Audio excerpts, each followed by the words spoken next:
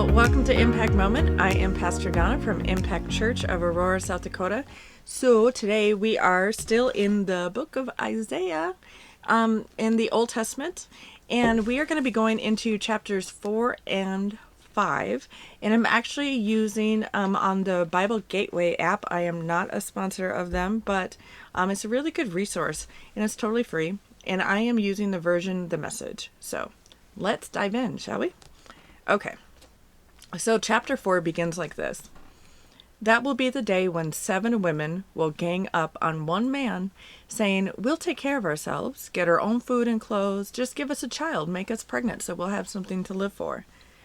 And that's when God's branch will sprout green and lush. The produce of the country will give Israel's survivors something to be proud of again. Oh, they'll hold their heads high.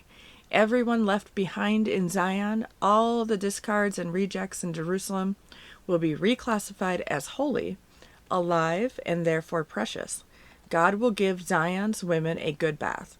He'll scrub the blood-stained city of its violence and brutality, purge the place with a firestorm of judgment. Then God will bring back the ancient pillar of cloud by day and the pillar of fire by night, and mark Mount Zion and everyone in it with his glorious presence, his immense protective presence, shade from the burning sun and shelter from the driving rain. So chapter 4 is really, really short. So the first 3 chapters was really about God being really angered with his people in Judah. They had totally forgotten who he was. They really didn't find a purpose in continuing to properly worship God.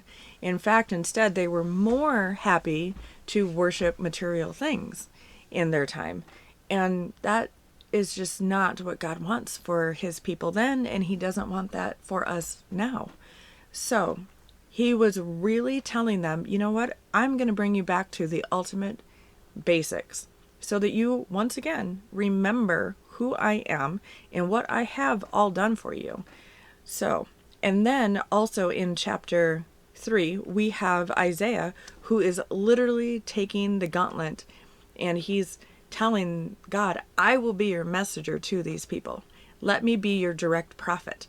And so this is where Isaiah plays a huge, huge role in trying to tell the people of Judah that they have lost their way and that God wants them to come back. So let's go into chapter 5. So we're starting to see a little bit of a turnaround where God is giving us a little bit of hope. He's talked about how the people have sinned so much that they're actually stained red. And he, though, is going to come in and settle the score, and he is going to make them white as snow, as innocent, and remove all of the sin. So chapter 5 begins like this. I'll sing a ballad to the one I love, a love ballad about his vineyard. The one I love had a vineyard, a fine, well-placed vineyard. He hoed the soil and pulled the weeds and planted the very best vines. He built a lookout, built a wine press, a vineyard to be proud of. He looked for a vintage yield of grapes, but for all his pains he got garbage grapes. Ooh. Now listen to what I'm telling you. You who live in Jerusalem and Judah, what do you think is going on between me and my vineyard? Can you think of anything I could have done to my vineyard that I didn't do? When I expected good grapes, why did I get bitter grapes? Well, now let me tell you what I'll do to my vineyard. I'll tear down its fence and let it go to ruin. I'll knock down the gate and let it be trampled. I'll turn it into a patch of weeds, untended, uncared for. Thistle and thorns will take over. I'll give orders to the clouds. Don't rain on that vineyard ever. Do you get it? The vineyard of God of the angel armies is the country of Israel. All the men and women of Judah are the garden that he was so proud of. He looked for a crop of justice and saw them murdering each other. He looked for a harvest of righteousness and heard only the moans of victims.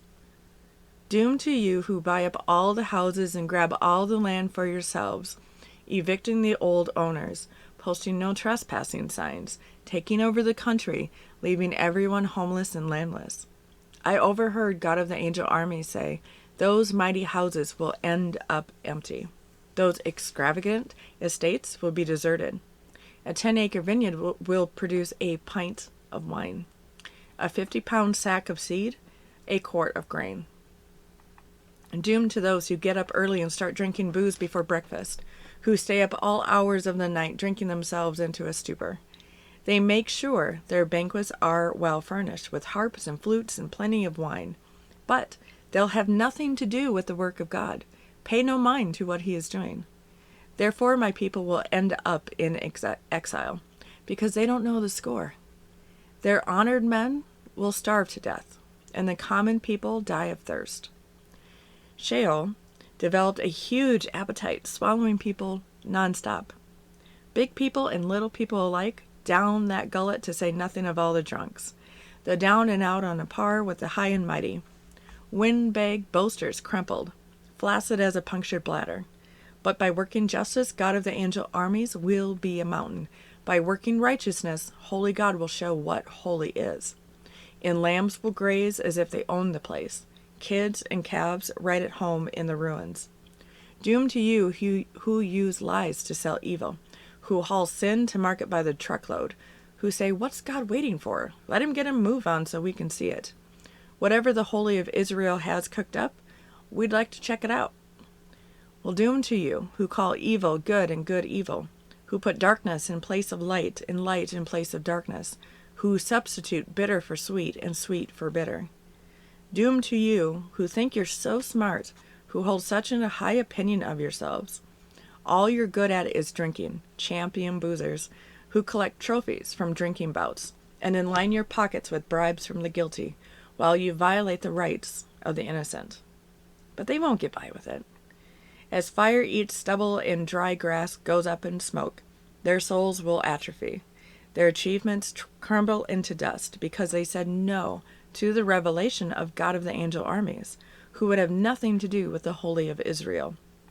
That's why God flamed out in anger against his people, reached out and knocked them down. The mountains trembled as their dead bodies piled up in the streets. But even after that, he was still angry, his fist still raised, ready to hit them again. He raises a flag, signaling a distant nation, whistles for people at the ends of the earth, and here they come, on the run. None drag their feet, no one stumbles, no one sleeps or dawdles. Shirts are on and pants buckled, every boot is spit polished and tied. Their arrows are sharp, bows strung, the hoofs of their horses shod, chariot wheels greased, roaring like a pride of lions. The full-throated roars of young lions, they growl and seize their prey, dragging it off, no rescue for that one. They'll roar and roar and roar on that day like the roar of ocean billows. Look as long and hard as you like at that land. You'll see nothing but darkness and trouble. Every light in the sky will be blacked up by the clouds. So that is chapter 5, much longer than chapter 4. So what is going on here? Well, first of all, it starts out by this love song about a guy in his vineyard. A vineyard that he had carefully hauled the soil and really took care of the land, making sure that as he planted the seeds oh so very carefully, that he would continue to nurture and love those seeds, because he wanted them to then produce good grapes. Well, that guy in this illustration is God. And the vineyard is his people. It's Judah. So, and the grapes were supposed to be all the good things that he was expecting from his people that he loved, he cherished, he nurtured, and he really was let down. It says, for all of his pains, he got garbage grapes. Whew. I mean, that's pretty telling of how upset he really is. He was so full of anticipation, and then nothing. It just, the people lost their way with God, and so then they started badgering each other, murdering each other, taking and stealing from each other, not loving each other, not producing any type of good work at all. Thank goodness, though, that there are a few that have remained faithful, like Isaiah. And in fact, we do see later on that God will continue to talk about how he's going to bring disaster and let Assyria come into Judah and go ahead and just wipe this country clean. But he promises he will always leave a remnant of the original faithful people that have still stayed faithful to him. And that's a small, very small percentage. And then he talks about, well, his vineyard. He goes, what do you think that I could have done to make this vineyard produce good grapes? What could have I done more for my people to make them love me, to make them have good outcomes in their life, to make them want to do good work for me? He's like, why did I get these bitter, bitter grapes? And then he transitioned right into what he's going to do to this vineyard. So because of his anger, because of his spite, he is going to really bring ruin to that vineyard. He's going to rip out the fences that protect this vineyard. And he's going to let anything come in and just take it over, which is exactly what was going on during the time that the book of Isaiah was written. So during this time, King Uzziah had passed away, and he was a decent-ish king at the time. But when he died, it left a huge vacancy open for the ruler to come in for Judah. Well, Assyria, who is really harsh, the worst of the worst type of rulership, and all of those people that are following that ruler, they're like, oh, here's our chance. We're going to take Judah then. We're going to expand our armies into Judah, take over this land, kill all their people, and claim that land as ours. And so God is like, well, okay, I'm mad at you anyway, so come on in. And it's really terrible to even think like that can happen, but it can. And he says, I'll tear down its fence and let it go to ruin. I'll knock down the gate and let it be trampled. I'll turn it literally into a patch of weeds, untended, uncared for. Thistles and thorns will take over. So he's not leaving much hope in this section, right? And it does sound like constant doom, doom, doom, doom. And then in the next section, it's more doom. And he's saying, for all of you that are taking advantage of people, you're going to experience a new level of doom that you've never experienced in your life before. And even to those that are making themselves drunk into a stupor.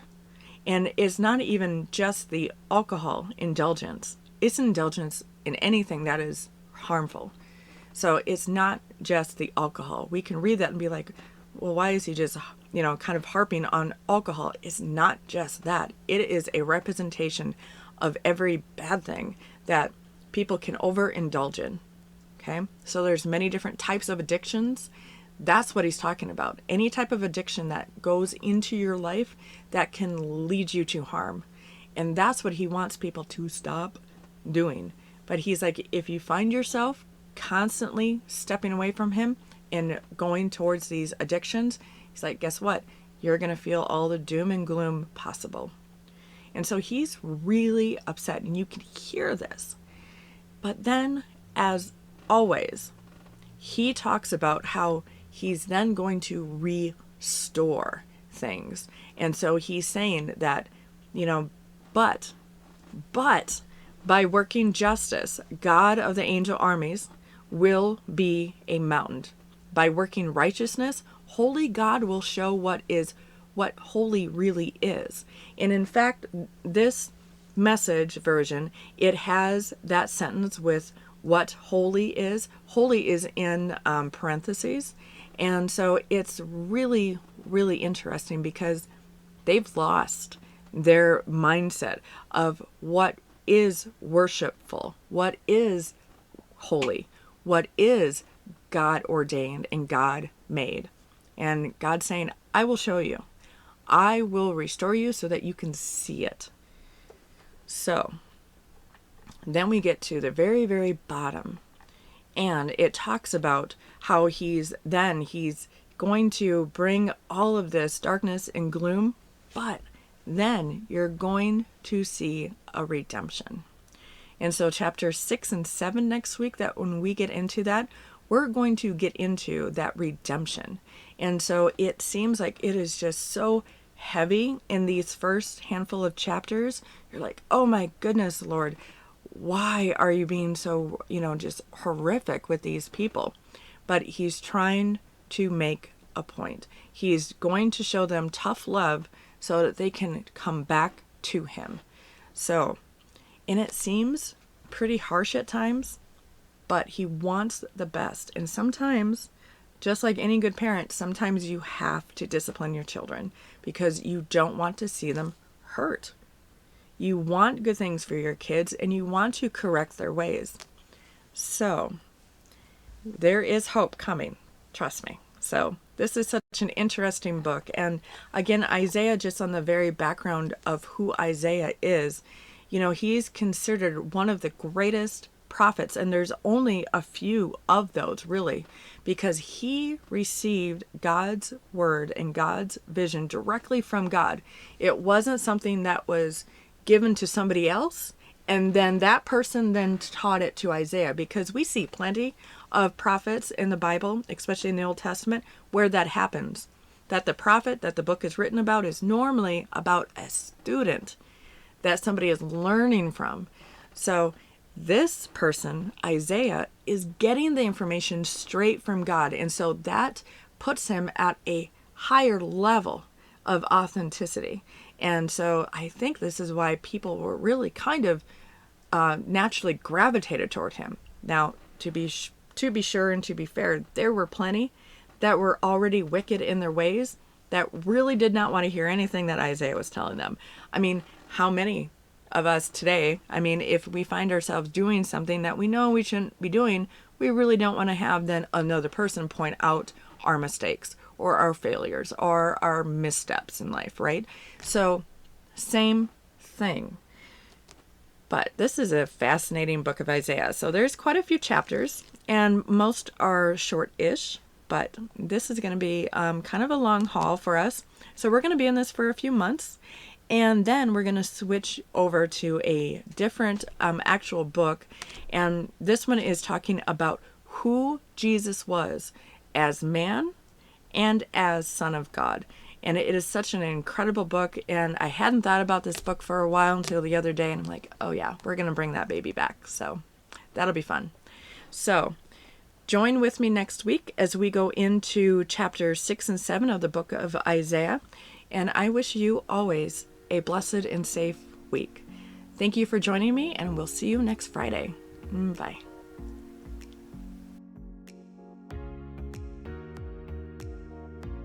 Hey everyone, thank you for watching the video. If you liked it, go ahead and click the like button.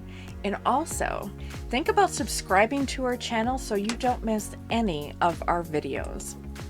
We also have a Facebook page where we post upcoming events for our church, Impact Church.